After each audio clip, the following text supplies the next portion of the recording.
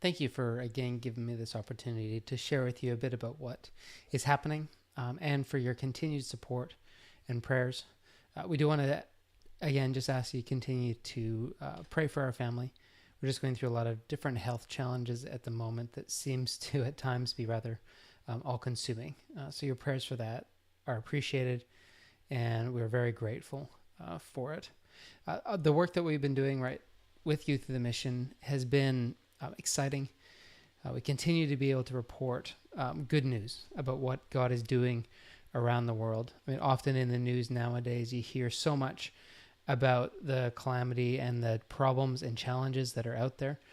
But we have an opportunity to also hear what God is doing in the midst of it. Lately on the news, you'll read a lot and see a lot about what's happening in the Middle East and how it is just such a terrible place with so many bad things happening. But at the same time, God is moving. And some of these stories that we're able to tell, and that God's given us a platform to tell through the YWAM news programs as well as the main YWAM website, is good. And we have this story. I'm just going to play you one of many stories so that you can sort of hear what God is doing in Youth of the Mission around the world and the stories that we get to report on. One of our YWAM workers in the Middle East was contacted by a friend earlier this year, and they met up, and he was introduced to an ISIS fighter who had killed many Christians already. I mean, that's a horrible situation, and admittedly, he was probably on guard. Now, yeah, how nervous was your worker I when bet. this is my buddy, he's from ISIS? I would think he would turn and run. Mm-hmm. Well, the fighter admitted that he had killed Christians and that he had actually enjoyed doing so. He told this YWAM leader that he had begun having dreams of this man in white who came to him and said, "You are killing my people." And he started to feel really sick and uneasy about what he was doing. The fighter said that just before he killed one Christian, the man said, "I know you will kill me, but I give to you my Bible." The Christian was killed, and this ISIS fighter actually took the Bible and began to read it. Wow. And then in another dream, Jesus asked him to follow him. And he was now asking to become a follower of Christ and to be discipled. So who knows?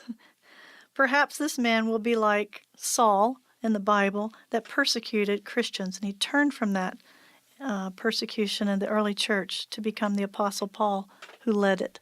So in addition to exciting stories like that we get to share about, I've also been working on remastering some of the classic teachings of Youth of the Mission.